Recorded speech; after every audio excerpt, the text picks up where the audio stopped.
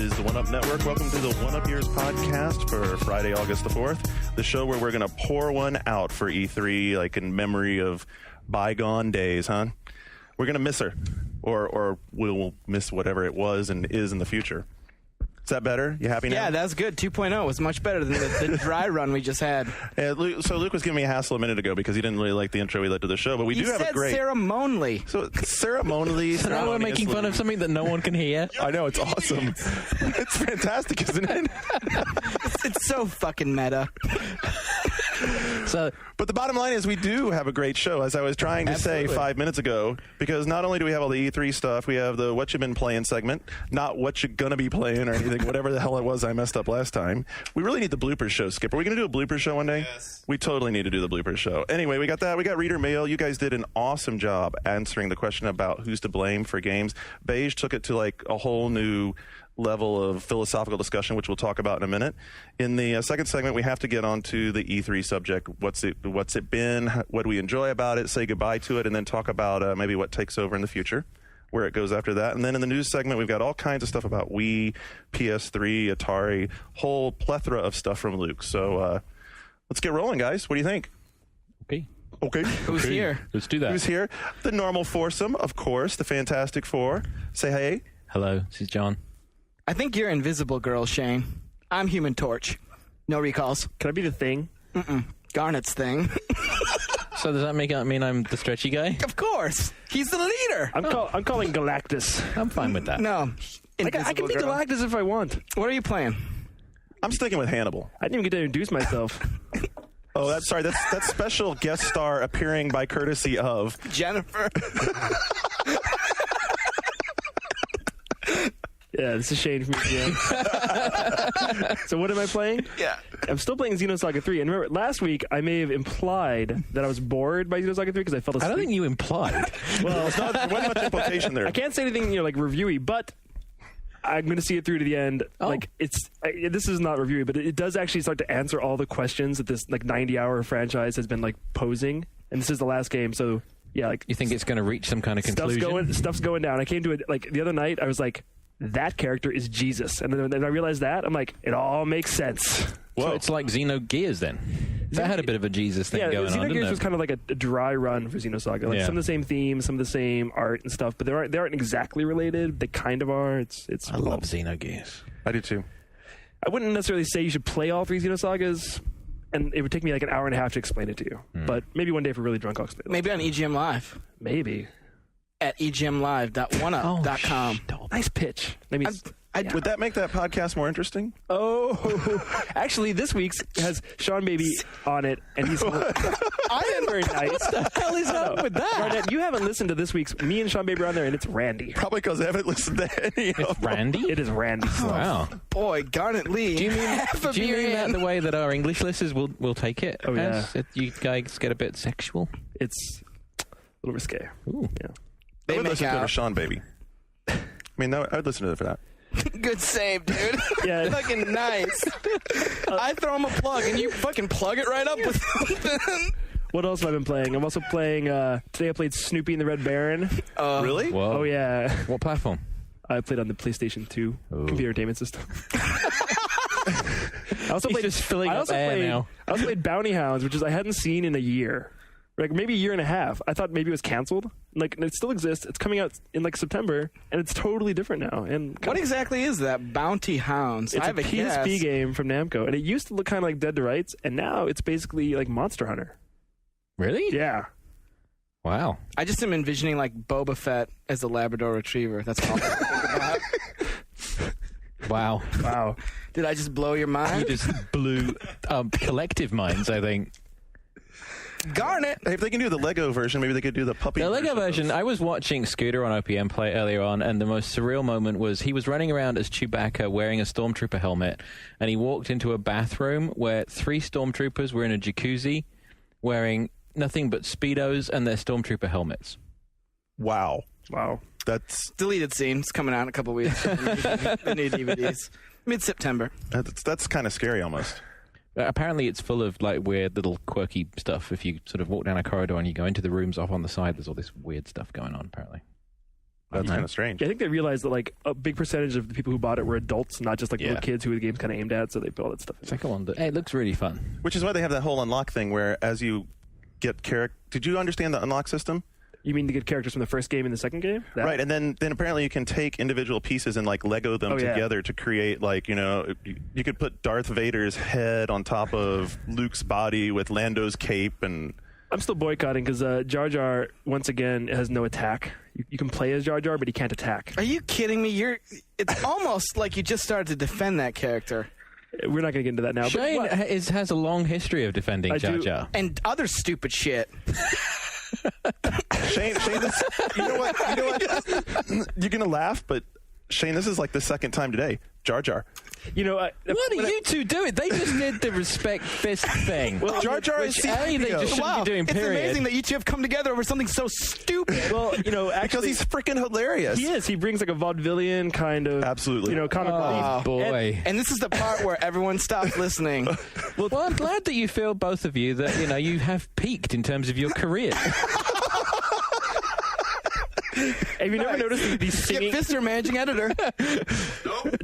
John, you obviously. By the way, Skip, you're gonna love it.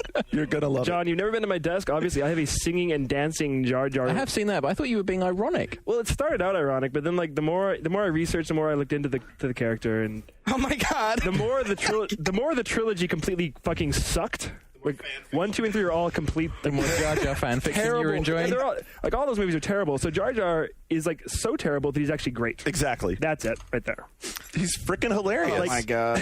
All right, moving on. Right along. What have you been playing? I mean, you know what? Since I'm like one of the guys around the office that plays sports, I have the Madden 07 for review for EGM, and I just some of the same things that I thought out of seeing it at EA's last event are the same thing. How much of a sim is a good thing in a sports game? I mean, don't you get to I don't know. Do you get to a point where it's like, we play Winning 11 all the time, right? It's like, all the time. Dude, we have this huge rivalry, right? Because Luke beats the crap out of me 9 times out of 10, and then I get lucky once in a while. It's a good game. It's tons of fun, but to your point. Right. Well, so my point is that, especially in football, this game has gotten to be so much of a technical football game that you can't just sit down like I remember being a kid and well, not a kid, but you know, like in my mid-20s back in 1964, whatever, in the 20s, and going home for Christmas like at college time and sitting down with the Genesis and playing a few games of Madden with my little brother. You can't just sit down and play Madden anymore and get the game out of There's it. like a quick game option, isn't there? No, but he's not talking about it in terms of that. You mean in terms of gameplay? Because like, I remember my friend, when I was in 8th or 9th grade, my friend Cooper and I would play Madden on Sega Genesis, and he's like, no matter whether he'd played that version or not, you could pick up and play it. And there is no pick in up England. I can remember now. working on a Mega Drive mag and playing Joe Montana football and being able to have a decent gameplay experience. Well, you know what, guys? Not really understanding the sport, and you can't do that anymore. I remember Tecmo Bowl had 3 plays and we liked it, but you know what? 4, it's not that anymore. Things evolve. Things get more complex. I'm saying there's a space for that still, especially now. There's a spot for Blitz or Tecmo Bowl because now when I'm playing this game, if I'm not thinking every minute of every quarter, then it makes me pay for it. You know, But isn't that what EA is trying to do with the street games? Oh, with the street games? Yeah, that's what they're trying to do with the street games. But I think you just agreed with something. What was it? I thought you were going to say that wasn't what they're trying to do with Madden. Oh, and it is what they're trying to do with Madden because they're really going for that hardcore game. I mean, they're going for that game where you have to come up to the line and read the safeties and read the backers and. Yeah, but it seems to me that Madden's gone so far in a certain direction that they needed to plug it with something that was more gameplay focused, and I got the impression that was kind of the street strategy, right? It's just. It is the street strategy, but I like what Blitz did with the last iteration of Blitz which was an 11-man football game, but played more wide open. Right. Which is, I think there's big room for that. I thought it was a cool game. And so I don't know. I mean, Madden, it's super intense if you're a hardcore football fan. So you think this is going to be a huge year for Madden? Because it tends to sort of get really huge and then dwindle and then get really huge again. And so is it an up or a down year for Madden? It's another Madden year, which is another year, another season, and another Madden. So next year is probably going to be a better year. Well, next year they're going to have more competition. There's promises every year, right? Well, they have more to deliver next year because there'll be a PS3 one next year, so the pressure's on. Stop gimping it. But next year there'll be an all new Blitz, and we're also hearing next year 2K like unlicensed football game next year. And although Brian wasn't tweaked by it, Superstar's a lot of fun. Superstar, very cool mode. Superstar, very, very cool mode. Yeah. Brian was tweaked about some other stuff, though. I don't know if we can share that. Well, yet. let's wait until we get a comment back. But basically, there's going to be downloadable content in Madden, and we're trying to find out whether it's going to be, pay for play or not. So we'll get back to you on that. Microtransactions. Whether it's going to be prison rape, Right. or fun. So, but on the free demo side, something I did download from FileFront was the GTR 2 demo for PC. Right. You played GTR 1, right? I did, yeah. So what's the appeal of that game?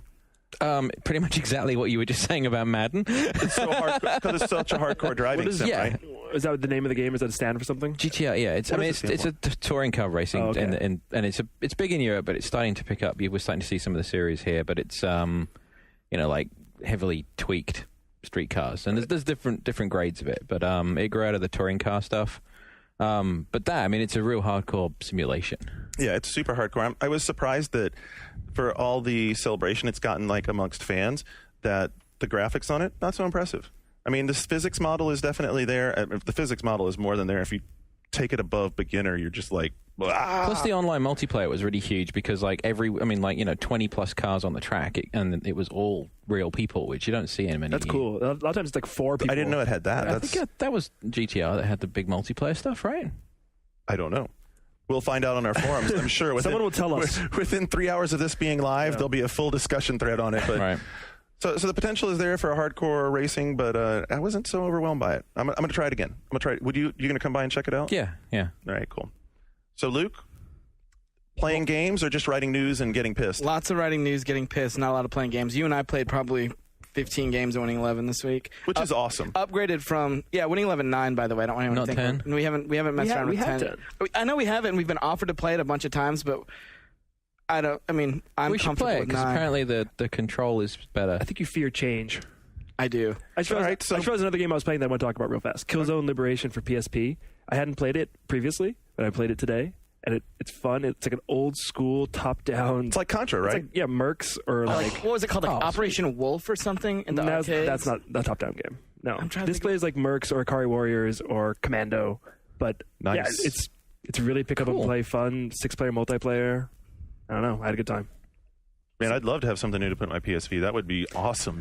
That would be a first in a long time. A very long time. Actually, I was just thinking about that today because I dragged my PSP out to charge it, and I was going, the best games I own for this are still Wipeout, Luminous, and Hot Shots Golf. Well, we actually have Killzone, so if you want to play it, I'll let you try it. Did you upgrade to 2.8 or whatever it is? 2.8? Yeah. No, I haven't done that yet. Because you can properly subscribe to RSS video and audio now. I usually wind up watching that stuff on my desk, on a big screen, but that's a cool idea. But, they're finally realizing that, the PSP can do things the iPod can't. I played something on my PSP this week. I played the Ultimate whatever and Ghosts and Goblins? Yeah, I just picked up a copy in the office to screw around with. It was frustrating. It's highly controversial in pages of Electronic Gaming Monthly. That is. It's very polarizing. It got a 4.5. Oh, I did see that. And an 8. Wow. Wow. Yeah. I can see why pretty much in both cases. Yeah, me too. It's really, really, really unforgiving. Yeah. Really they always were. Are you a classic gamer? Do you like that stuff? Within reason. This to me feels like it could be a bit much. Well, and part of the problem is part of what makes that series lovable is it's bad jumping. It's terrible jump control. It's nostalgic and fun. See, I never liked Ghost and Ghouls, but I loved Maximo. Maximo was the shit. Overrated. The D-pad, Oh yeah, dude, I loved it. The D-pad on the PSP. This time it doesn't it was great for Powered Up. I love Mega Man Powered Up, but it's not good enough this time. Just not the actual D-pad on it doesn't feel right. He just doesn't feel right. Oh, that's a shame. Oh well. We did switch up to club leagues in the football game, soccer game. Mm-hmm. It's amazing. It's like we pressed turbo. Yeah, the first game, Garnet destroyed me. It took me a whole game to get used to the new speed. He was Chelsea, and I think I was AC Milan. Yeah, you're AC Milan. It was awesome. Cool. And then he kicked me around the field a few times. Oh. He has an incredible goaltender. Oh my God, it's unbelievable. Dude dives all the way across the keeper. Yeah. Goalie, keeper. What about the message boards? Hold on, we got to figure out what John's playing. I haven't had a chance to play much because I was away most of the week schmoozing games industry executives, which I'll talk about in a little while. But I am nearly done with Prey, and then I have also been playing NASCAR 07, which is a review game. Oh, so how is that Left Turn? Left Turn's it's very left. Some of the road courses involve turning right as well. Yeah, I mean, it's last year they kind of, because they were onto something a couple of years ago, and then last year they kind of messed it up, and they seem to have gone back to the way they did with the 05 game again, which is a bit more interesting and it's a bit more of the career thing. And we were playing online on Xbox One earlier today, and I don't know, it's got some way to go, I think. Oh, but is that because you don't like NASCAR? I mean, we're both race fans, and I know I could give two shits about NASCAR. I loved NASCAR 05. And the reason that I went so wild for it is because I'm not that big of a fan of the sport. I have an appreciation for it, but the game was great. And the game actually prompted me to try and check out, thinking maybe I'm missing something, maybe I'm just like... And then last year's game was just crushingly disappointing, and then 07 looks like it's going to be a bit better. Can you use your PSP as a rearview mirror? I don't think so. No. They haven't put that functionality in yet. Be patient. Did you want to hit some of the hot threads on the message boards first? Or yes, I'll do there's like last week. I think rather than sort of dig into specific comments, there's some threads you should go to boards.oneup.com. Go to the One Up Show, One Up Yours area. There was a thread on the Gears release date from Tefizza that I thought was interesting, and I know you probably want to talk about this as well. But he says he thinks it's too soon. No. The actual release date? The announcement of the release date? No, he thinks the game is being released too soon. The only way I would think that is if it ends up not being good. I think some people came away from a lot of the E3 coverage thinking that maybe it wasn't all it was cracked up to be. I don't know. There was definitely seems to be a conversation heading. Did anyone else play it at E3? I played it. Yeah, Skip played it, and dude, it was awesome. It was fantastic, and it played. Most people felt that way. It was fun. Yeah, but I'm saying technically, it was totally technically competent. There was no problems with the game at all. I definitely saw some pretty shitty bugs that happened that would explain why that was kind of the conversation. Like maybe there were, is it really an 06 game? But then sort of after he'd posted that, there was another thread, Gears of War. Sorry, too busy ventilating about Symphony of the Night on Xbox Live Arcade, which is a thread that's just going crazy right now that Indie aka Rex started. So go jump on that. Oh, he's back from the band that I served him. Oh, hey, he's a good kid. Leave him alone, dude. He was out of line. He had to take a 5-day timeout. He's got some good ideas, that kid. A really popular thread right now is the "If you could kill a franchise, what would it be?" that Symphony posted. It's like 8-9 pages right now. So far, a lot of Bond hate. Not a lot of confidence in what Activision might do with it. Hasn't Bond already killed its own franchise? Well, Activision picking it up. They're doing something next year. It's not this year, is it? Yeah, Treyarch are doing it. Some of the stuff that you would expect: Final Fantasy, GTA, Mega Man popped up a few times. People kind of sick of Mega Man. There are 12 releases a year. They do run it down. Yeah. A couple of other things. The board members' pile of shame stuff is continuing to be some of the most popular stuff on the board. There's a suggestion thread which people should pile onto. There's now also a literary pile of shame thread. I saw that. People suggesting books, which we applaud. Skip is applauding in the background there. Take a look. It's in a book, A Reading Rainbow. There you go. And one other one that I think is a very interesting conversation that just started recently from Red Swirl is titled "Must Every Game Involve Killing Things?", which is getting a lot of really good response. It's something that pops up every now and then, but this is a particularly good debate that you should go contribute to. Man, Red Swirl has definitely been on the brain food this last week because he was definitely hitting the question of the week really hard too. I wanted to point out he's one of the key threads that I pulled, and he was answering throughout that thread. Every so often he'd be responding to people's feedback. So, Red Swirl, dude, you brought it strong. His point about who's to blame for, of course, our question of the week last week was who's to blame for the demonization of games, and the answers went all over the board. So, I give some of the general stuff we got. We got a lot of this whole, it's age-related foo, whatever. I think that. I don't know if that really plays to me. What do you think, Shane? In terms of gender gap. Gender gap or age gap? Well, the whole age-related foo goes that, the people who are in power are all too old to understand video games. And not anymore, because a lot of people in the media grew up with video games now. I mean, 20 years ago, yeah. They're still struggling with it, though. And, I mean, this week we did something with the guy from The Times and a guy from CNN and a guy from ABC, and they said that they are the lone voice still in their organization. The guys that are on the video game beat still have to go up against someone in control who's older, who will hit the scandal because it's easy press, right, But when it gets into the more specific stuff, we're still a way off, I think. I think in 10 years it's not going to be an issue. But right now, the people in control it's still sensational. It's still something to poke fun at. Are we on the cusp of the point where that's no longer going to be an issue? It's coming. I mean, the guys that have grown up with it are getting into more influential positions, and at least they're in places now where they can continue to bombard their editors and producers with, we need to do a story on this. It's not something sensational. It's not to belittle. It's just an interesting entertainment story. Yeah, I mean, you do notice that a lot of the print and TV media and stuff are out of touch. Like, every year I see a commercial for some product, and for the video game sound effect in the commercial, it's Atari 2600 Pac-Man. This happens every year. And I was like, is that what some advertiser thinks video games still sound like? We're seeing it. 2600 Pac-Man? We are seeing better coverage, actually, off of TV, but within the same network. So Daniel Seaborg, who does the game stuff for CNN, you don't see much on CNN itself, but there's this thing. Have you ever seen CNN Pipeline? It's a subscription thing that they do, and there's podcast. There's a video game podcast on that now, and a lot of video Daniel's stuff. Actually come out here. He really gets it. Yeah. So there's a lot of that, and it's coming up through the sort of back way, and it's slowly weaving its way into the general stuff. But I still think it's a few years before we're going to start seeing. When Halo's released, there'll be maybe something about the number of copies it sells. I remember when Halo 2 came out, it was either Jay Leno or Jimmy Kimmel that night. They actually had a live broadcast from the line in Times Square, and I was really surprised. Yeah, but they poked fun at all the geeks, didn't they? They did, but they did think Halo was cool at the same time. Right, but it was still, they couldn't help themselves making fun of all these guys that haven't got anything better to do than wait for a video game, and that's got to go away. Yeah, that is true. Well, Beige is definitely not one of those picks who's out of touch, and I'm going to touch on his post for a minute, but we're not going to dig into it too deep because he went on a philosophical level that was way beyond what we have time to talk about.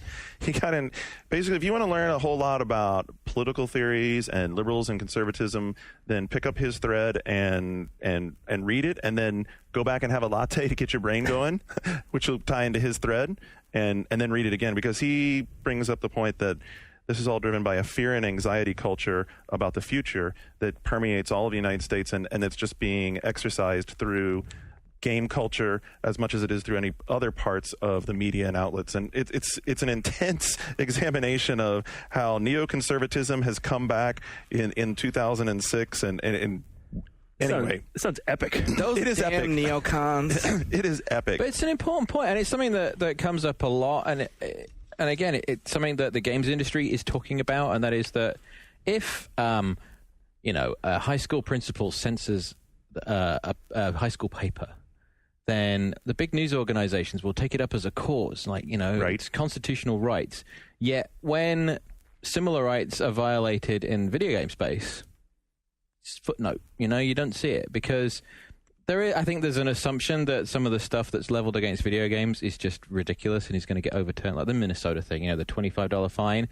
That was introduced so that guy could introduce a bill knowing full well that the courts would over, and it was just attention for him. And I think the press, because it's video games and they don't really want to be seen to get him behind it because, Hillary's going to go on another tear about it because there's an election coming up, and it's still not there, even though it's a big part of entertainment. It's an easy whipping boy. And it's an easy whipping boy because half the people out there don't understand it, so they fear it, so it's easy. Yeah. So let's bang through some of these responses, though, just to kind of get an idea of what some of the general take was. Neo Job, who likes to get out there every so often, he's like, really? Who gives a damn anyway? He's like, why the hell do we care about the mainstream media? Why do we concern about being accepted by the people who, I love the way you put it, their idea of newsworthiness includes which member of some Poison cover band Paris Hilton blew last night? It's not a bad point. I think the reason we care is because... Is that a real story? She's blowing ex-Poison guys now? No, ex-Poison cover band guys. Cover bands. You don't even have to have been in Poison. I know. I could play the riff from Talk Dirty to Me. Does that mean I'm in with a chance? Dude. In AFK calling John's wife. I think the reason we care is because, well, hey, some of us are adults and we don't like to hear our peers ragging on us any more than anybody else likes to hear their peers ragging on them, right? Mobius One, he got into a very good discussion about how both sides are to blame. He says, I cringe. He says both sides are to blame, but we have to look at the game side of it because that's the sides we have control over. He says, this is a great point. I cringe whenever I see an advertisement trying to cash in on the whole violence factor. Take Hitman, for example. Was it really necessary to run their ad campaign for blood money with the woman lying dead in her bathtub? It's a game about an assassin. Okay. And then how about the whole television ad where the tagline is, "You're the real killer"? Well, you are. Bad example. Bad example? Bad example, or could they have played it up a different way and not have had it come off quite so brutal? It's called Hitman. It's an M-rated game. Did anybody bring up the idea that, like, you know, the changing face of gaming, like what Nintendo's doing, reaching out to older gamers, might, you know, in the next few years, really help and like cause a positive trend? Nintendo and Sega combined reaching out to older gamers. The interesting thing there, I think, though, is that people that will play those things don't think of themselves as gamers, so they won't identify with this whole conversation. Right. If you buy a Sudoku or a cookbook, or you're like, I'm not a gamer, I'm buying software. And we saw that in the thread because it got a little more cynical. I mean, there was a post by Leo or G Leo that says, he basically goes down this whole, like, games are evil, games are villainous. You know, gaming has the promise of a generation-defining medium. It is violent, perhaps unnecessarily so. It's childish, perhaps unjustly so, but it's evolving, and we're just privileged to take part of it, that it's reflecting the entire change of the overall culture. But, I mean, that was really the thread here. No, they really didn't. There wasn't a lot going down that road. Red Swirl, again, had an excellent post where he started off talking about how it was just the evolution of the media, which we've talked about before, you know, that this is an infancy period for the media, much like books had theirs centuries ago, and then television and movies, and they've all been through it. Soul Hero is really interesting. Soul Hero says that it, again, takes the multi-user approach to, hey, you can't blame it on one single force, but he says the correct question to ask is, who's most at fault because they had the greatest opportunity to change the current predicament? And then he turns around and points a finger at us as journalists. He says that the blame, or the burden, as he puts it, on the current state of affairs goes on the shoulders of you, the game journalists. Why game journalists? Because we're the ones who have the most influence, because he takes the gamers themselves and calls them just a small voice in a sea of millions.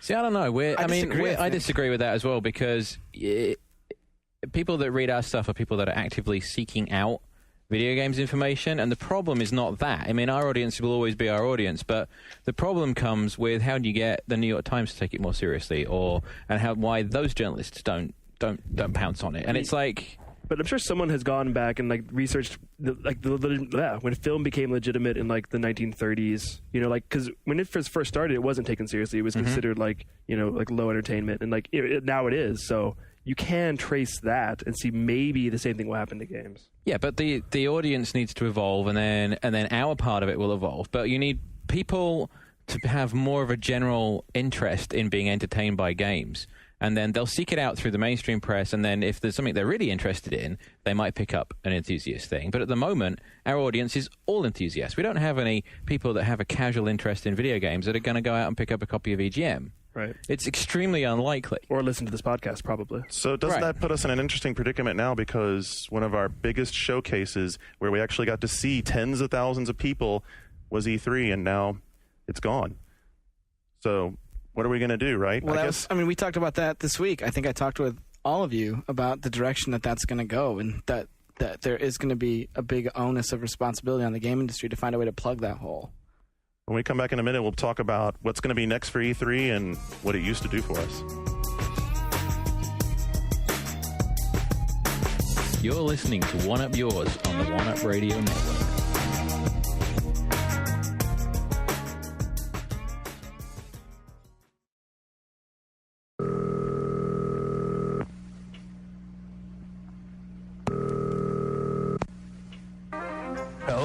And welcome to the One Up Radio Network. If you know the name of the podcast you'd like to hear, press 1 now. You have selected Radio PM, starring the editors of the official U.S. PlayStation magazine. To download an episode at radiopm.oneup.com, press 1 now. To listen to a promo, press 2 now. In a world ripped apart by war, only one magazine.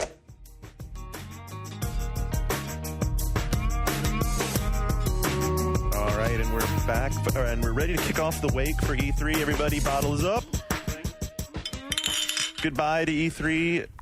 Per the PR release, really dead from what we... It's more of a see you later, dude. Yes, it is more of a see you later. Didn't they give it a new name today? Didn't it get the media something or other? E3 media... something. So it's not going away. It's just downsizing and becoming more intimate. Yeah, and the Promised Land's still around too. Oh no, it's not. But do you remember the Promised Land? You sound very bitter. I think it's a good thing. You think it's a good thing, really? I think it's a really good thing. I think it's a good thing too. It's not necessarily a good thing for the city of Los Angeles, but it's a pretty good thing for the games industry. Why is that? Which part? Why is it screw Los Angeles? Yeah, but Los Angeles, I think Los Angeles is losing 37,000 hotel rooms and like $5 million in taxi cab revenue. I'm definitely glad I'm not going back to LA. I mean, I'm fine with that. Well, it's still in LA. It's still in LA. Oh, we won't need as many people to cover it. You're still going to be there. It'd be helpful if we stayed informed before we did the show. It'll be taking place at, like, right now, Doug Lowenstein's talking about having it at 2 hotels down where it's in suites in downtown LA, and the developers will be, like, put up in suites for meeting rooms. Mm-hmm. It's sort of the new format. But, yeah, how do you feel? Like, you're glad it's over. Why? I'm not glad it's over. I'm glad it's changing. It was getting too big of a spectacle, and I think the bad part of it, I think, is that it was definitely a stake in the ground that everyone rallied around, and it was a way that the games industry got a lot of attention in the middle of the year. And it was really good for us as a business. We got traffic and circulation up, and it was a lot of things were moving towards that. And I think that was as a direct result of the fact that suddenly all of media's attention was on the games industry, and we were all able to benefit from it. And I think that's going to be diminished. But at the same time, we're going to get a lot more out of it. I think we're going to be able to get a lot better quality information out to readers as a result, because it's not going to be the mad rush that it is. It's not going to be as difficult to arrange things. It's going to be more focused on key products. It's not going to be just all the wank that was there last year. I think publishers like it better because they can control their message more. I mean, what we've been seeing, and that's good. That's why I hate it for them. I mean, what we've seen with these giant press conferences, with the first parties do. I mean, they were already controlling their message. They were already having their own events during E3. Before E3. I mean, you were already going to E3 knowing what was going to be. 90% of it was going to be. That was the problem. There were events before E3 and after E3. So the show itself was just an enormous look how big my dick is competition. And the question is, who was the E3 show floor useful for? It wasn't useful for us. Absolutely not useful for us. You know, it was awesome. The first 3 years I went to E3, which was 9 years ago, I was just a kid who worked at EB. And for me, it was the most awesome thing I'd ever seen. It was like this giant place full of games I could play. And it was really cool. But now, as like someone who's trying to cover these games and have meetings, I hated the E3 show floor. It was a disaster. It was so crowded, so hot, so loud. You couldn't get it. You couldn't play anything. You asked who benefits from the E3 show floor, and I think this year Nintendo did absolutely benefit from it. And we had a quote on our website that was, I think it was Lawrence D. Talk, or however you say it, from Ubisoft, talking about how he wasn't sure if Nintendo would have enjoyed the same amount of success. Mm-hmm. With the Wii, if they didn't have a spectacle like E3. They'll still do a press conference, which is where the bulk of the Wii love came from. A lot of people that were talking about Wii at E3 didn't get to see it because there was a 6-hour line and they couldn't cut in front, but the buzz was there. And it wasn't because of the line. It was because of Reggie and Miyamoto and everything getting up there. I disagree. I think the buzz was the 6-hour line. A huge part of the buzz is the line. Walking into E3 and seeing all these people waiting in line to see something on some level has to make you go, man, I wonder what's back there. But wouldn't all those kids still be excited about Wii even if they couldn't stand in line? Yeah, what the hell are you talking about? It's a new Nintendo console. You don't think it's going to get buzz? They've never shown it before. Symphony would never have even gotten anyone to bat an eye if it wasn't for people walking out of the booth going, holy crap, that was so cool. It was at the press conference. People batted an eye because it's how Miyamoto started it. How many people do you know actually went in and tried it? You got in. There were a lot of people at E3 that didn't. And with the less people at E3, you can go to Nintendo's media room and you will be able to try it and you'll be able to blog about it and it will get just as much attention. I actually didn't get in. So what the fuck are you talking about? I also like that this new E3 is being pushed back 2 months, which I think is better because I know a lot of companies, a lot of developers would be like busting their asses to try to get a playable demo done for E3, and sometimes that would mean like the game isn't actually getting done because they're so busy getting this one little level polished for E3 that like that level's done but nothing else is done. They'll fucking still be busting their asses trying to get shit done for July. People are procrastinators. Developers will continue to procrastinate and save it to the last minute and be like, we worked so hard to get this shit ready so you could check it out in room 301B of the Hilton. But to Shane's point that you poo-pooed but was extremely important, they are going to be able to control that. Control the message. It doesn't have to be on the show floor on a 20-foot screen. It will be in a meeting room where they can sit down with you and explain to you. Microsoft wouldn't be putting 2 human out there for you to touch. Wow. It's the public. I mean, it wasn't public, but it was essentially public. Right. The games that were on the big video walls that were like being really showy were the stuff where that stuff was important. But if you go to the reason there were so many behind closed doors demos this year, where there were so many games that just weren't fit to be put out on the show floor. And that's going to happen more and more with next gen because the games are going to take longer, they're more expensive. They want to be able to sit down and show it to you, but they don't want to risk having it up there for everyone to see and it to suddenly crash. Well, they're going to take longer and they're going to be more expensive, and then developer and publisher risk goes up. Right. So they don't want to be dropping $10 million on, like, showing it on a huge video wall to you when they can get you in a room to see it. The two people... Right, I would rather see it on a small TV. I don't want to see it on a huge screen anyway. We're in agreement then. Yeah, I would rather see it. I'm saying from this end, I'm glad that it's going to be small rooms. I'm glad it's going to be small, quiet rooms. I'm very old. I hate loud noise. I'm extremely cranky. I don't want to run around a giant show floor. What I'm concerned with is something that you and I have talked about a little bit this week, is that the vice grip of message control that this is going to create in terms of attendance size dropping to like 5,000. I'm not worried about getting in. You said 7,000. I saw Doug's quote was like 5 to the Rocky Mountain. Well, this actually brings me to what I believe the two largest victims of this thing are. Well, number one is Kensha Hall. Mm-hmm.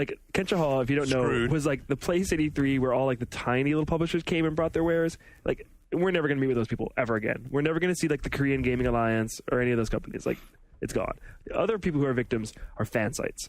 Fan sites are not going to be among those 7,000 people. The majority of them. Well, let me take it a step beyond the fan sites. It's the enthusiasts, and that's my hang-up with this, is that this is... The enthusiasts themselves? Yeah, this is an enthusiast-driven hobby. This is everyone who's listening... The enthusiast media will be there. The enthusiast media, the enthusiasts themselves weren't invited. Right. But they got in. Come on, how many people on the message boards... I got in when I worked at EB, and like exactly. fan site kids get in because they get business licenses, but maybe... Okay. How many people on the message boards... Maybe they shouldn't be there. Maybe they shouldn't. That's an argument that I'll talk about in a second, but how many times on the message boards during the first stage you see, oh crap, I never got to go, I always wanted to go to E3. That's what everybody said. Well, you know what? I want to go to Show West, and I want to go to the Oscars, and I don't get to go to those, Garnett. And maybe you don't get everything you want. You're not a movie enthusiast. Yes, I am. I'm a huge movie enthusiast. And I like all sorts of media. That doesn't mean I get to go to them. It's not a right. Just because you like games doesn't mean you have a right to go to E3. The perception of E3 was that you could find a way to get into the door. Not anymore.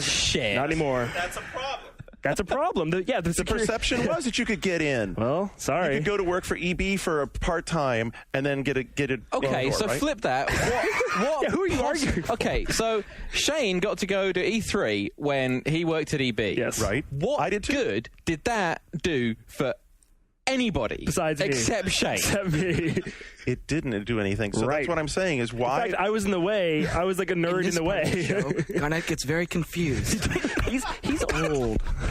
I have no clue what you're talking about here, Garnett. Wasn't the whole point of the show, wasn't a big part of the show that it gained popular momentum because it was such a big crowd, because you had enthusiasts there, because you had those people standing in line at the Wii that generated all that excitement, and that's why ABC and NBC and CBS... Because of the visual spectacle, yes, and that's a huge problem that the gaming industry has to find a way to replace. Those crowds, those people, those fansite kids are a symptom of the problem that was E3, you know? They're a symptom of the fact that E3 never controlled the damn event. Why didn't they do it more like a TGS? Why didn't they have like a real... The first 2 hours of the show the last couple of years has been great because they actually controlled it. Getting onto the floor, right? Why couldn't they have done a couple of days like that and then had a few days at the end where it was just open? Well, why even fool around with this stupid shit? They wanted to be the biggest convention in LA, and that having all those guys there helped, but not anymore. So I guess the question that I wanted to lead to is why did they even screw around with this whole it's a trade industry only event when you could go to work at EB or you could come up with a business license from your dad? E3 was created to make money. E3 made money, and the more people who went there, the more money it made. So I'm saying, why screw around with that? Why didn't they just make it an open show for the last couple of days? Because it was so fucking expensive for the people funding it. That's why. Am I right? I mean, that's why. That's why it no longer exists. Yeah. Because EA doesn't think it makes sense for them to dump $20 million on a fucking Titantron 360-degree screen to show new fucking Madden when all the good shit, Army of Two, that Spore game that Will Wright's making, and the fucking Command & Conquer game, like that's the good shit, and that's not out out there and you're not seeing it. You're seeing goddamn Madden again, and it's a waste of fucking money to show your B-roll when your A-game's behind closed doors. Cut out the B-roll and show the A-game, and that's what we're going to get. That's why it went away. Bye. I just hope we still have good parties. I think Luke just exploded. Fuck, dude. Jesus Christ. What's actually kind of an alternate version of your argument, Garnet? Are you okay there, Luke? Is yes. Why like the games industry, I mean, once you've been around it or watching it or anything, is very much about control. I mean, it's a very controlling business. It's part of the entertainment industry. Of course, it has to be. So when something is so tightly controlled, the way this went down is very unusual. Because you hear any of the statements that came out of from board members in the aftermath of this the announcement, it's that we've been talking about shit like this like every year, and we've been thinking about downsizing. We heard a year ago EA and Sony wanted to pull out, and then they didn't end up pulling out because we still had E3 this year. And I have to wonder, do you think they got a break? Do you think EA and Sony got a break this year so they would still go to E3? I don't know, but the fact that it's suddenly just done, that is unusual, and there's a story that hasn't been told yet, and I think it's going to be a while before it starts to sort of trickle out as to what really went down, because we're hearing the sanitized ESA board agreed sanctioned Unified version. front. There was some of us are. Luke wasn't hearing anything from it. Bump, bump, dum. Yeah, we invited Doug to come on today. Doug Lowenstein. We invited him to come on. We invited him to come talk to 1UP. He's not interested. Do you think we'll ever know what really went down? No. I don't know, but I mean, we know that there was definitely dissension in the ranks. Right. And there's, 22 ESA members, and they're presenting a unified front because it's their job to, but they're definitely not. And I think not only are the fan sites that you describe going to be, I think it's going to be, you mentioned Kenshire Hall. Red Octane were in Kenshire Hall. Yes, they were. And so it's not just the little guys, it's the innovators. Right. If that's or the people that have an idea and they didn't think they were going to be able to present at E3 and now they could get into Kenshire Hall. So what I hope happens is that, these guys that are booking suites, so it might be a bit more like GDC, where it levels the playing field a little bit, so that you can go and see Activision, you can go and see EA, and they may or may not show us Army of 2 or whatever is Army of 3, presumably. But maybe, someone smaller. I hope that Atlas and Majesco and those level guys don't get sort of muscled out, because then it really will be bad. But if it's leveling the playing field and we can go from meeting room to meeting room and see what people have, and they can show us where they're innovating, and it's not just, the bollocks that we normally get. The quality of everything that comes out of it will be better. How tight do you think the restrictions are on invitations going to be? Especially to media, because there's I've talked about a little bit this week how important I think that media covering the game industry is at every single level, and I feel like that closing off E3 like this and this new media expo or whatever it's going to be called is going to create an opportunity for publishers to not invite particular people, like game blogs like Kotaku or Joystick. They'll get in. You think they'll still get in? Peter Moore invited the bloggers specifically to a breakfast. Well, I mean, I think that the high-profile fan sites and blogs will get invited, but not all of them, and not a lot of them, and not most of them. And there's always a lot of coverage about E3 that's being written by people that aren't at E3, because the observations of what's going on and the coverage are just as valid as the people that are there. I mean, you brought up things like the Oscars and everything. Not everyone gets invited to that, but everyone talks about it. Exactly. The illusion is going to be essentially the same. If people think that something is bullshit, it's going to come out whether they were there or not. Yeah, I mean, the problem with E3, it was a trade show, but at the same time, it was kind of like a big convention that a lot of nerds went to play games, and that isn't what we need out of it. Right. So there are other things for that. There are other things for that. What other things are there for that? Digital Life. PAX. QuakeCon. Digital Life. QuakeCon's going on right now, right? That is. So E3 Media Festival is going to find itself on a level playing field in one regard, which is it's going to have a lot of competition. Yep. For where a developer... boy, Austin Game Conference, Women in Game Conference, you name it. They're all over the place. DICE. All these things suddenly become just as valid. But hopefully, each one will find its purpose. I really hope to God that the CMP guys don't try and turn GDC into something bigger than it is. Well, I think it's already going that way. This year, it was more media-oriented than it had ever been. GDC needs to be where developers go and can exchange ideas. I think that's what DICE is becoming, and GDC is becoming like E3. I hope it doesn't go too far, because then it'll be the end of that. At least it's like 2 blocks away this year. That's true. Well, it always comes back to what's easiest for Shane. Yeah. Well, E3 Media Festival, easier for me. GDC, 2 blocks away. Not so into the Austin Games Conference, huh? Oh, you have to get plenty for that. Strip a queue. Austin's the only good city in Texas. Austin, Garnet, Luke, there. Boobs and barbecue. Look for much. It's going to be fantastic. So that kind of comes to the next question is, what do you want then? What do you want the new development show tour sort of show to look like? He means the new E3. What do you want the new? What are you talking about? Allow me to translate. It won't necessarily be E3 though, right? Because there are other shows. What do you want these shows or these mini site shows to be like? What do you want them to be? Like, what do you want to get out of Leipzig? What do you want to get out of E3? What do you want to get out of GDC? Leipzig could be the next E3. I think it's going to come down. Well, Leipzig's the new ECTS. Really, I mean, it's the European E3, yeah, and an international scope, and that is controlled very much so to be trade only, the way that ECTS was. And you know what actually killed ECTS was somebody else launched something very similar, and they launched a public show at the same time. There was a PlayStation experience that would hit at the same time, and there was too much competition for the amount of money that the games industry had to spend on this stuff. So, you know, when you're spending that much on a game, there's only so much you can do for, you know, public willy waving. And I think that getting things smaller and less expensive and more product focused so we can get good information, like, you know, we were lucky this year. We got some good interviews and some good access at E3. But it was hard. We had to work our asses off to get it. We also had to work our asses off to get into a physical space where we were actually able to execute on it. Like, because it was so noisy. Even in people's booths, it was noisy. You couldn't do an interview. Like, there was a lot of stuff where the guys were complaining that they were listening back to their recordings and they couldn't even hear what people were saying. People were passing out. E3 is like a war zone. I'm not going to miss that. I mean, the spectacle was there, but there'll be a way of manufacturing spectacle. And I think the press conferences could become the big event. You know, I think they will. They kind of already, to me, are. How many games are going to get on Good Morning American? American? That's Good Morning American. Yes, it's a new show. I believe it's America. Oh, thank you. Oh my God! I don't understand where that question's coming from. No, he means. Okay, what he's talking about is that I love this. He says something and then you. Spectacle. Yeah. The spectacle. Just let me translate Garnet for a second. The spectacle of E3 is encapsulated in major news outlets by like 30-second sound bites and the equivalent like 30-second visual clips. That's like the show floor, the EA booth, the line for the Wii. And he's saying without that spectacle, how's that going to get on a morning show? Do you mean to answer that question? Yes. Those morning shows, they get all their B-roll from PR people. It's all completely controlled. Nothing will change.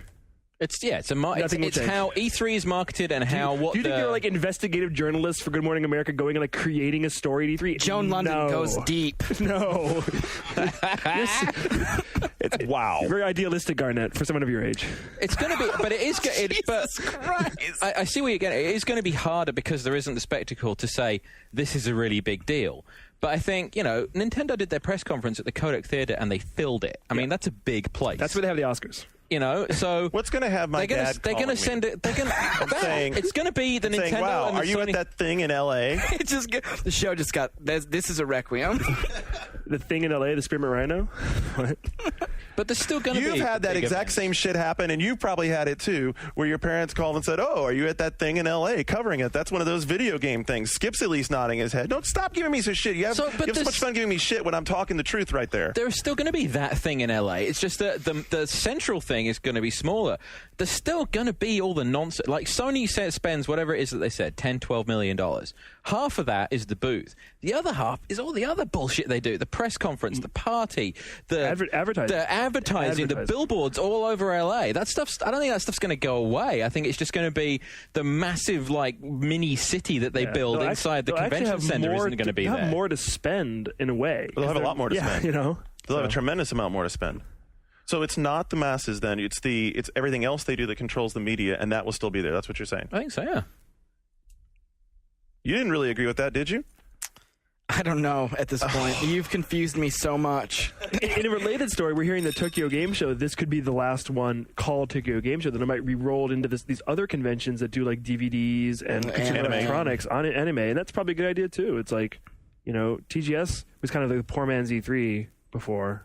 But it's public. But 2 days are public. 1 day was press only. Yeah. So it is slightly different. I mean, the pressures on a games publisher to show stuff to the public are infinitely more than showing it to the trade. Right. Which is the other side that sort of argues against what you were saying. That, you know, the more trade you are, the more you can reveal things, and the more that, because you can trust that I can show you this thing and it's like, it's barely alpha, but check it out and it's impressive. It's the way that I can remember a really early E3, and you'd go and sit through one of Peter Molyneux's things where he would like show you the bare bones of something and some like, this is where we're going with it and what it's going to look like. And this is where Peter Molyneux's bad reputation came from, sadly, in that he would just overpromise. But you don't get that from him anymore. The closest you get is Will Wright showing you a little sliver of what Spore's going to be. But the days of sitting down with these sort of blue sky, this is really, really early, but check it out, it's going to be awesome. You don't really get that at E3 anymore. And I think with the new E3, we will start to get it again. Well, that part will be awesome. That part will be fantastic. And a big part of the drive of E3 was timing, right? Because it was a show to get everybody ready for holiday. It was a very buyer-driven show. Buyers were setting up their holiday orders. Simon Jeffrey from Sega, one of the things that he said to us this week was that he could get a meeting with any fan site, any press site in the world at E3. But it was always really difficult because of all that noise. That what he really wanted to do was sit down with the buyer from Walmart, and it was difficult because there were so many other like things pulling him a million different ways. And now, if E3 is, going and working with retail and working with the press that are going to talk about the product and get the word out there, the industry should benefit from it. So that's going to shoot down what I was hoping for, which was that maybe if the shows disperse over a broader calendar time period, that we'd get a more dispersed release schedule. But what you're saying is probably the opposite. The games industry needs to do something before that can happen, I think, and that is to follow the pattern that Rockstar follows with GTA, and that is when you announce the game, you announce a date, the way a movie studio announces a date for a movie. And until everyone can commit to that comfortably, we're not going to see this spread. It's always going to be, the Emergence Day type bullshit where, you don't announce the date until you're confident that, and it's too late. And it's like, yeah, really, November? Great, okay. Shock and all, everything moved into fourth quarter still. Yeah. So, Pets, well, speaking of Emergence Day, we're going to come back in just a minute with some news. And not only do we have Luke's rant about release dates and how that's not really newsworthy, we also have quite a bit of stuff about the Wii, which was a big hit at E3. So stick around. We'll be back in a minute.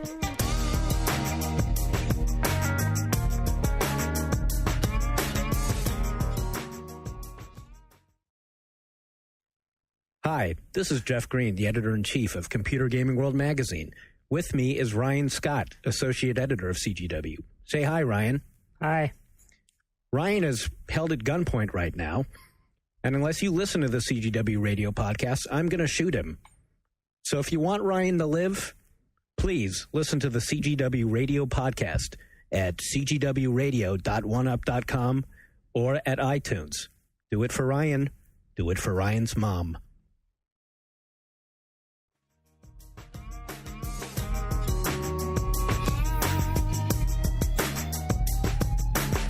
You're listening to One Up Yours, part of the One Up Radio Network.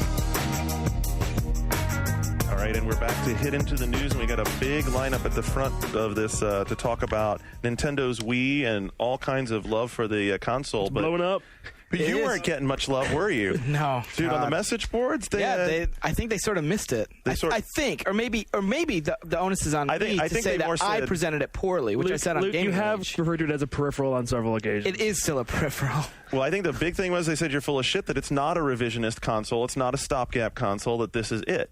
I think that those words will be fed to you in 2.5 years when HD does take a firmer grip and there is a new version of the Nintendo Wii that will still play all the Wii games now, but will also allow for some extra stuff like some great outputs and some new formats.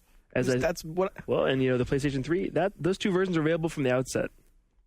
So I don't think Nintendo cares about the HD thing. There may be an upgrade where you can plug it into HD and it'll run in 720 or whatever, but their strategy is so left field, esoteric. So completely different from where. Completely. I mean, I said earlier I was off schmoozing, and we had this big event this week. We do it every year. We call it the Summit, and we get all industry executives from sort of all the US executives and some people from Europe and Japan. They come in and we talk about sort of what's going on in the industry and what's going to affect us over the next year. And the three platform holders all spoke, and George Harrison from Nintendo did a pretty good job of sort of laying out the Wii strategy, and it is very different. And the Wii is basically an extension of the DS strategy. I mean, it's the same idea. And we had the story that you reported on with Laurent and Dave Zucker and Simon Jeffrey talking about game development and announcing Wii stuff. I think the thing that came out of that is that the industry is in sort of turmoil at the moment as it desperately wants to be mainstream, and at the same time it desperately wants to be cutting edge, and it can't be both. So while everyone's complaining that games are going to cost $15 to $20 million to produce and we're going to have to make less of them and it's going to be really difficult, we need to cut costs, it's going to change everything, they also desperately want to be mainstream. And Sony's saying, hello, we have 40 million PS2s in the US. That's, you want to put out a game and sell 1 million copies? It's much easier than doing it on PS3. But we're seeing this sort of disparity in the arguments. So Nintendo comes in and says, you're not going to develop a Wii game alongside a PS3 game. You're going to develop alongside a PS2 game because the technology is very similar. So indirectly, the Wii could be responsible for assisting in the 10-year lifespan of the PS2. Well, and in so doing, extending the lifespan essentially of the PS3 by giving users a way to stave off buying a PS3 until the price comes down because their PS2 will still be supported from ported Wii software. I mean, when they talk about the Wii being the disruptive influence, I mean, they're talking about more than just waving the controller around. It's Wait. In the handheld arena, Nintendo freaking owns the business. Them dictating the terms of selling a console is one thing, but saying that the Wii is going to suddenly come in and change everything, they don't even own a corner of the console business hardly right now. It sounds like this whole new generation thing. I'm sorry, it sounds like a Pepsi ad, and the Wii is like Crystal Pepsi. But you can't. It's going to be gone in a couple of years. Are you just like overlooking the immense success of the DS? I think you are possibly the most wrong I've ever heard you be on this show. What I was going to say was, I mean, just like I think that Garnet totally glossed over the fact that if everyone makes these jokes like Wii 60. Yeah. If the Wii actually does extend the PS2's lifespan further, that extension of the lifespan indirectly helps Sony's PS3 because it will give people pause to upgrade, and then as the price comes down for the PS3, and they're tired of their PS2 finally, and they've been monkeying around with their PS2, then it's PS3 time, and then it's time for total world domination, right, Shane? So you're mad at me about saying it's going to be gone in 2 years. Prove to me that it's more than just a game-playing peripheral. Tell me that they're not going to be a bunch of people out there buying HD TVs in the next 2 years, and that they're going to. You can still plug a Wii into it. You can still play the games on it, just because they're not, these amazing cinematic experiences. Like, there's nothing on the DS that, like. Who here has handheld gaming and console home gaming are not the same? Who here has got someone to play a game that hadn't previously played one recently? On DS. Totally. All DS. All DS. Who has given a DS to someone because they've expressed interest in playing a game? I think all of us have. I don't give gifts. It's like Brain Age, or like you buy a DS Lite and you give your DS Fat to somebody who's expressed an interest. They play Brain Age and then they get interested in something else. They don't care that the graphics don't look that good. They don't care. They care that it's a fun experience. And hold on. It's a Who way is relating portable gaming to home console gaming when the PSP's already proved that doesn't work? So, Garnet, I know you didn't. You got the argument backwards. Yeah, you're so confused. You didn't get to play the Wii at E3. We know that. So I'll tell you, it's really fun, and I bet you have a better chance of getting like your wife or your mom or whoever to play Wii Sports than any Xbox 360 game. Whatever, Gears of War co-op, you and Suzanne. If my wife or girlfriend or mom wanted to play games, that would be great, but I don't need to go out and buy a DS or a Wii or anything else to try and encourage them to do something they're not interested in doing. They don't know that. But if there's a Wii, they only knew the power, Garnet. Have you ever seen like someone playing a game with iToy? Right. When there are other people in the room, people want to come in and try it out. And iToy stuff, most of it is really simple. It doesn't need to be HD. It's the fact that it's, you just jump around. You can get your kids playing it and popping bubbles and doing whatever. Have you seriously not seen a woman playing Nintendogs or Brain Age? Have you really not seen that? I'll show it to you. It's a delightful sight. Shane has videos on his fucking desktop.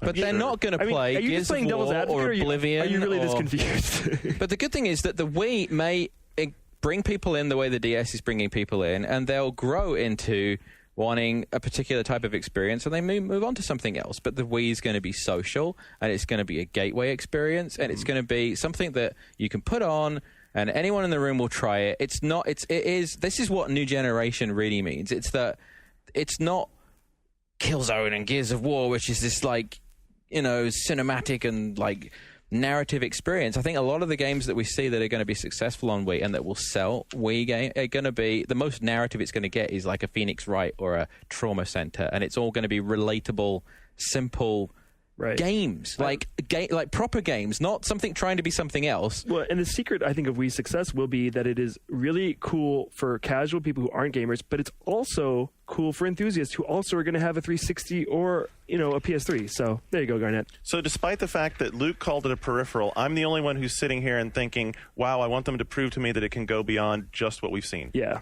I'm still going to call it a peripheral. But demanding HD support... Whatever. I mean, that's not the defining factor of splitting hairs. So everyone loves the Wii. That was the story. That's been the story this week. It's the story we've seen emerge. Ubisoft certainly loves Wii. Yeah, Laurent de Talk at the ZIF Game Summit. Sam reporting him said that the first time I picked up that sucker, that's the Nintendo Wii, I couldn't stop playing it. Pretty ringing endorsement, especially when you consider the fact that the following day Ubisoft announces that they're going to have 7 games ready for launch. You know why that happened? Why?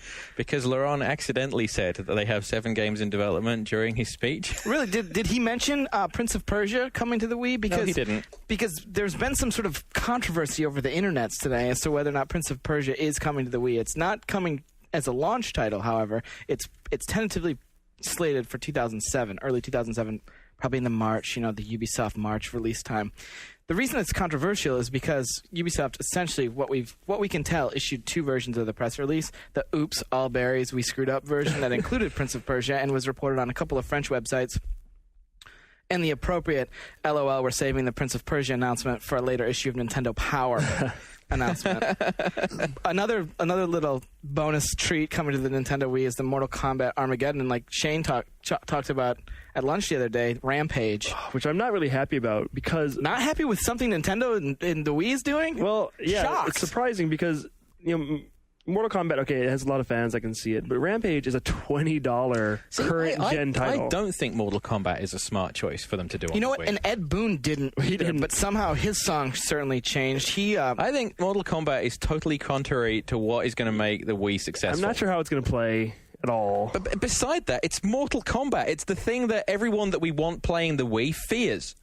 But it's secretly for kids. Mortal Kombat is for kids. That's the game that Nintendo forced them to tone down when it was on cartridge. I mean, go back in history. There was no blood in it, was there? Yeah, remember the Genesis version? A lot of adults play it, but kids think it's cool. It's a very odd thing. I mean, especially given the history. But it was like, I think, might have been a case of Midway being like, "What do we got this big?" But I don't personally like, as someone who's looking forward to these $20 current gen games coming to my new generation console. I think it kind of cheapens it, makes it seem lame. That's just me. Because it's not going to be $20 on Wii. Probably not. Well, maybe. Of course Who knows? not. You're going to pay for the right to wave your arm like a retard. Well, maybe it will. Those games are in line with current gen games, right? The prices. Well, and you sort of jumped ahead, and I just moved that. But yeah, god damn it. Yeah, the actual. We're being a disruptive influence on you. You're being disruptive tech to the news flow. Wii games are currently slated to be priced in line with current gen, and that's first party, which is $49.99 for a Nintendo game. As far as third party. No one really knows yet. No one really knows that. Like, no one really knows how much Sony's they have a price licensing fee system in place. We don't know what it is, though. Right. Yeah. So, to jump to the other platforms, talk about Sony, PS3 production is in full swing. Woohoo! Going to fill. And there hasn't been a lot. We talked about this, Shane, and I think Garnet and I talked about it, too, about how the Sony execs have been pretty quiet lately. We did say on this podcast that they should shut up because they're digging a hole, and maybe they listened. Well, I wish that they would come. I wish they would make life more interesting again. Yeah, and make it. Come on, Ken. Keynote some shit like TGS in a few weeks. Give me a sneak peek. He's going to keynote TGS, right? I'm thinking. Absolutely. So, Gloom and Doom for PS3 as ever. Atari and SNK both have sort of come out and been like, yeah, PS3. Kind of, and the SNK I have a question. Does Atari still exist? Do they have anything left? Yeah. Couldn't they sell or give away everything that they normally publish? In other news, Working Designs and 3DO came out saying they're not so sure about Wii either. Just thought you should know. Nothing planned from Atari until 2007. And in an interview with Kotaku... Where's the love for Victor?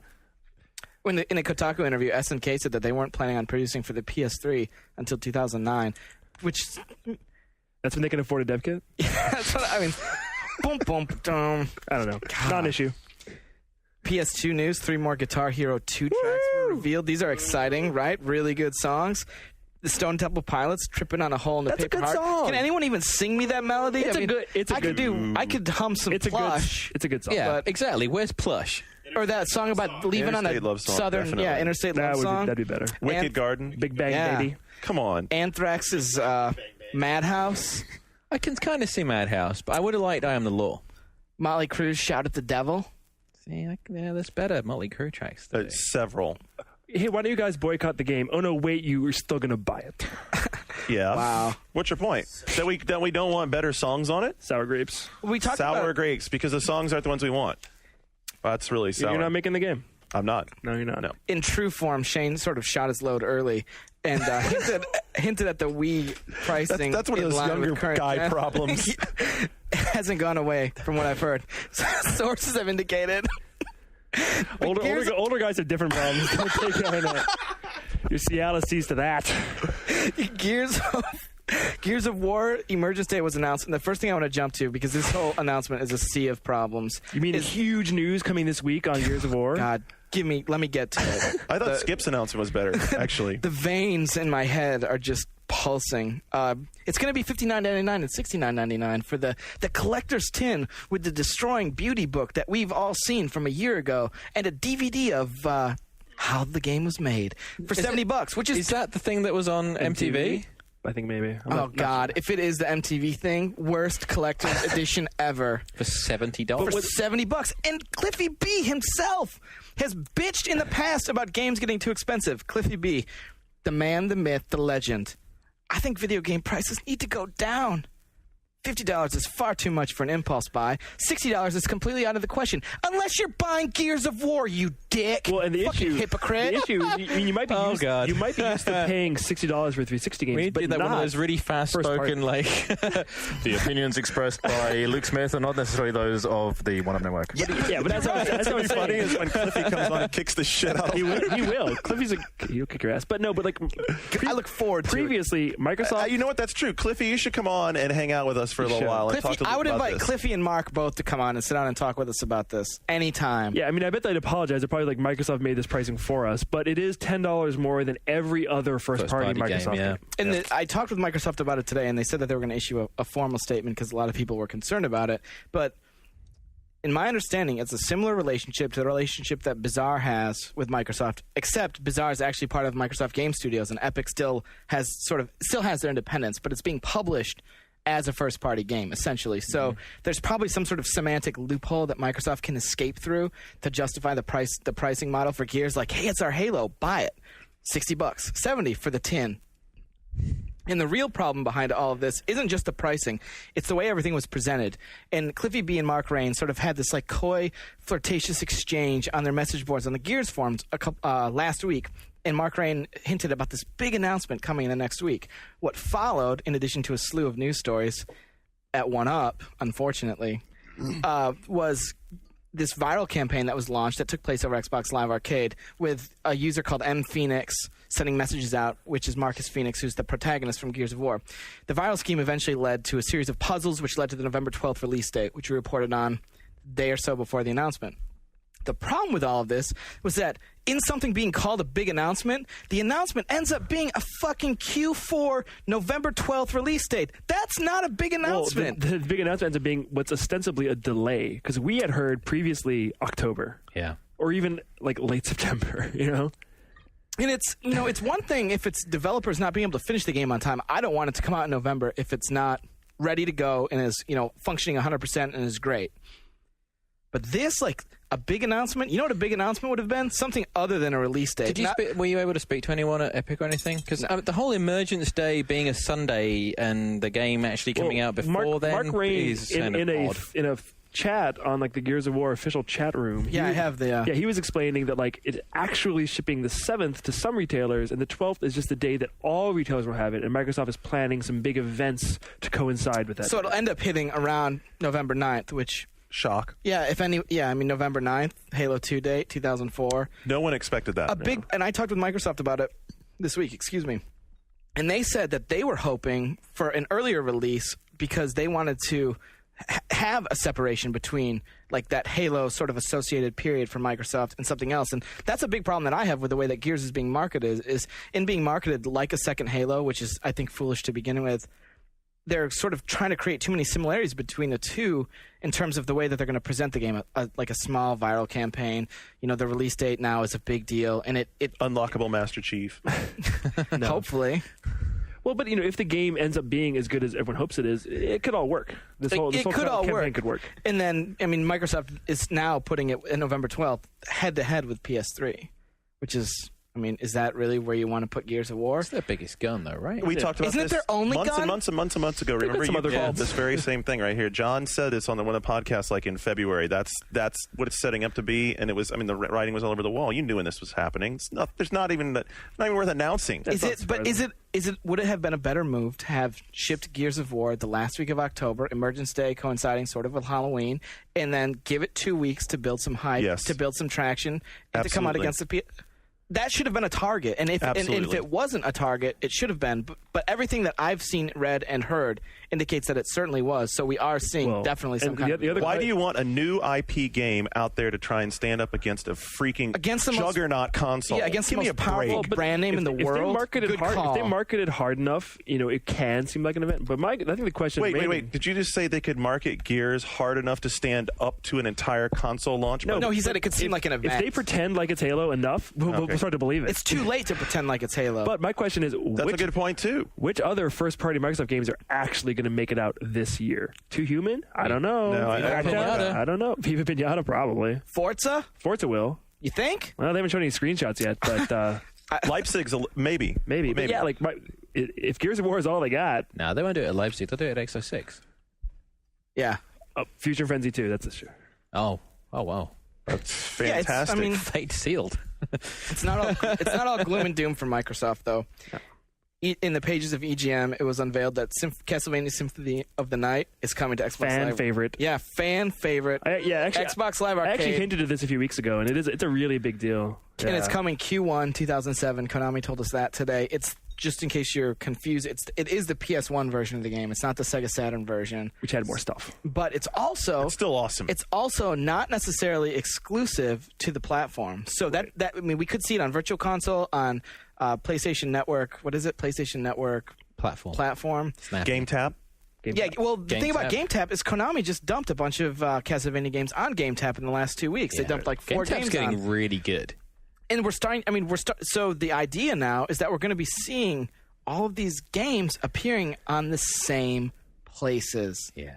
Appear like your Xbox Live Arcade. How is it going to distinguish from PNP and from Virtual Console and from Game Tap? And how are we expected to make this choice? What's going to dictate the choice? Can you see where we're going with this? Well, I can tell you why how Live Arcade is going to answer is they're going to talk about the new development games that they have out there. Like, what was the one they did 2 weeks ago? Castle Crashers, which is awesome. Crashers. The one that came out. But is that exclusive? I don't know. The platform game with the platform game. Cloning Clyde. But I think as a platform to nurture the indie community, I think hopefully we'll see a lot more of that. But the indie community is not really a marketable thing, whereas the legacy of titles that Nintendo and Sony bring. Yeah, the indie community can't stand in the face of a $5 Super Mario Brothers 3. Right. So if you're going to buy Castlevania, few of them are. If you're going to buy Castlevania, sold a lot of copies. Alien Hominid. Right, but here's my question: if you're going to buy Castlevania Symphony of the Night and it costs $10 or whatever, and are you going to buy it for Xbox Live? Are you going to buy it on on Wii? Are you going to buy it on PS3? If it's available for everything, where are you going to buy it? So making the assumption that all of the platform holders, and we include, I guess, Game Tap as the sort of most viable PC, they do seem to be the one putting the most behind it. So you have 4 choices to build up your library of old games. Where are you going to do it? And how are you going to decide? Yeah, more importantly, how are you going to decide? What's going to be? I think we're more interested in the discussion of why. Yeah, what's the deciding factor? Like for me, I would probably get more stuff on Wii just because I know there are a lot of NES and like. But you know what? I'm Super thinking games just to be purely practical.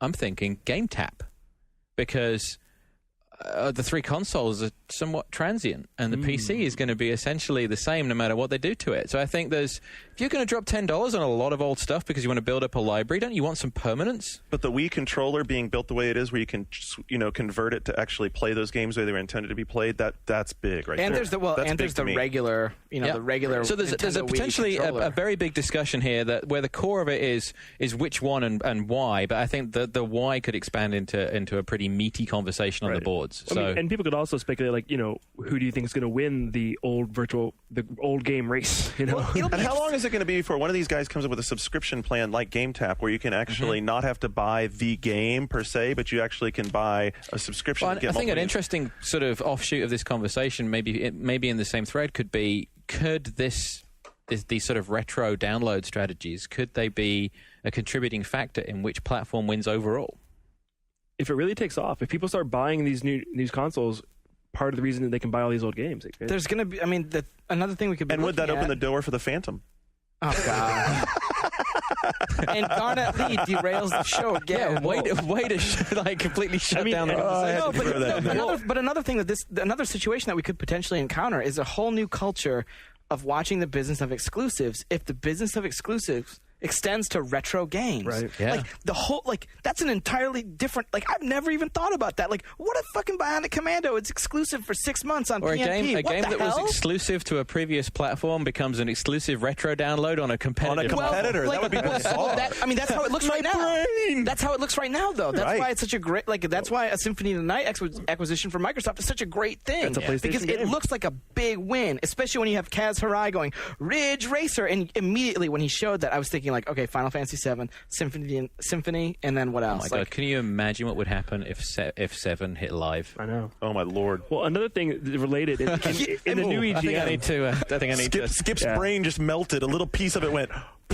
Also, in the new EGM, we ran a rumor that we heard that Nintendo, their first party games on Wii, might come with virtual console games. You buy Mario Galaxy, you get a Mario download. You buy Metroid, you get Super Metroid. It should be you buy Mario Galaxy, you get the NES and SNES library. Games. They're not that nice, but that's something that Nintendo can leverage. They can be like, well, we have all these old games you love, and we're going to give them to you. That would be awesome. That's a great idea. Dealing.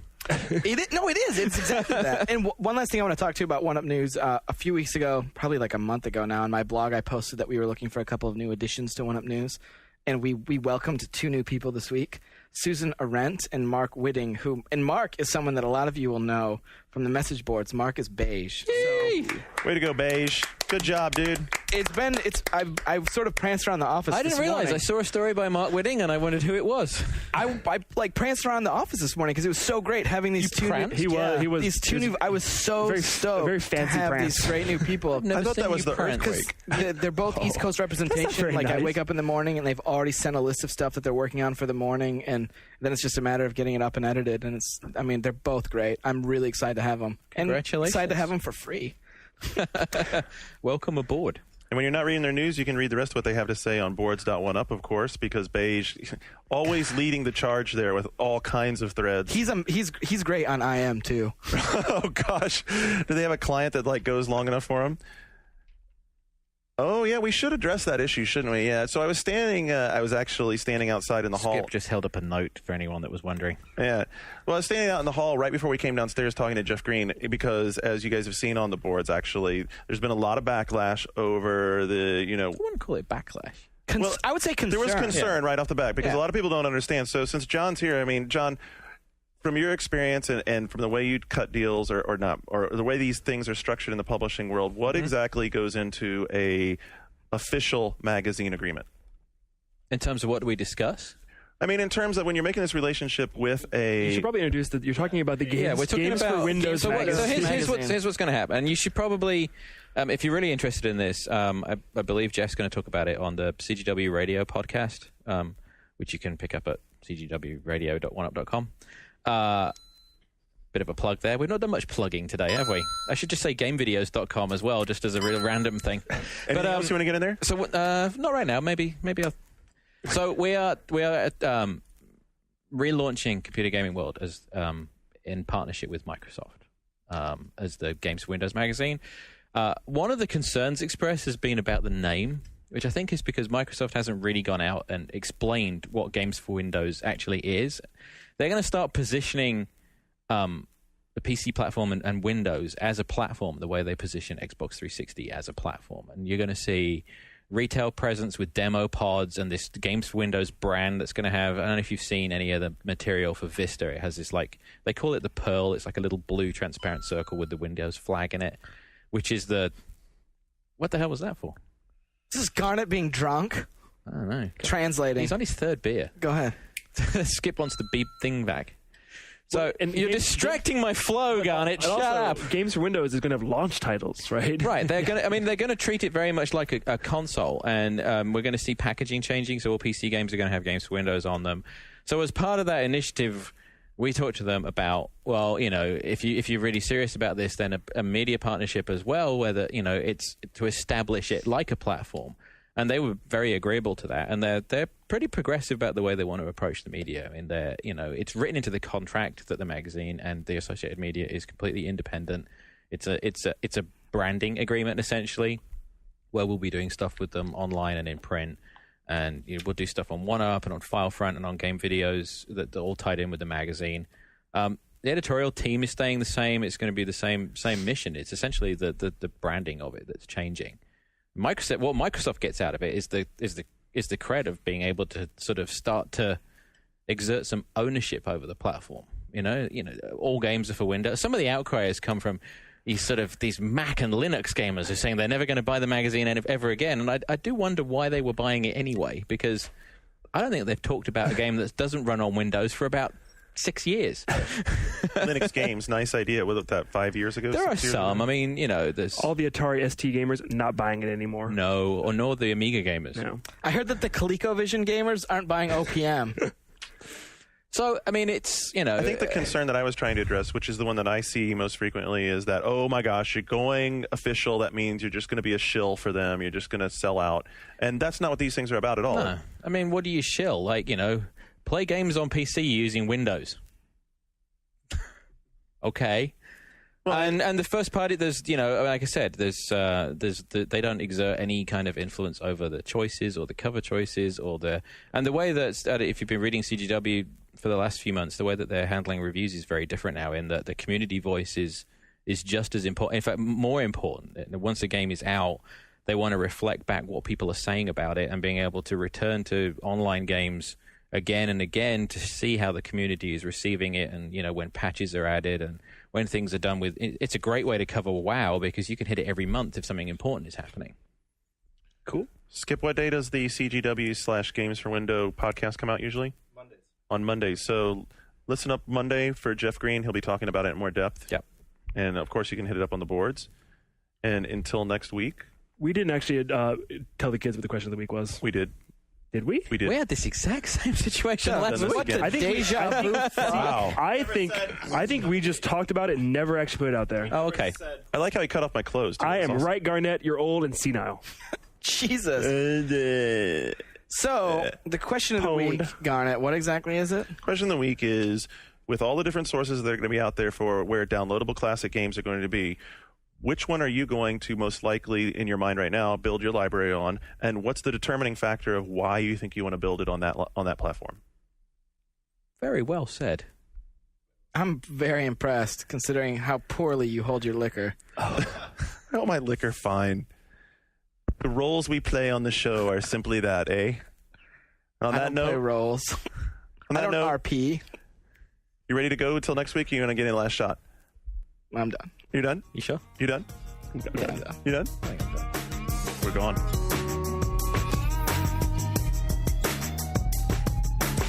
This has been One Up Yours, a production of the Ziff Davis Game Group and part of the One Up Radio Network. One Up Yours is hosted by Garnet Lee and John Davison, produced by Andrew Pfister and Mike Ing, and is published every Friday afternoon at podcast.oneup.com and at the iTunes Music Store. What's up? I'm not in the fucking credits.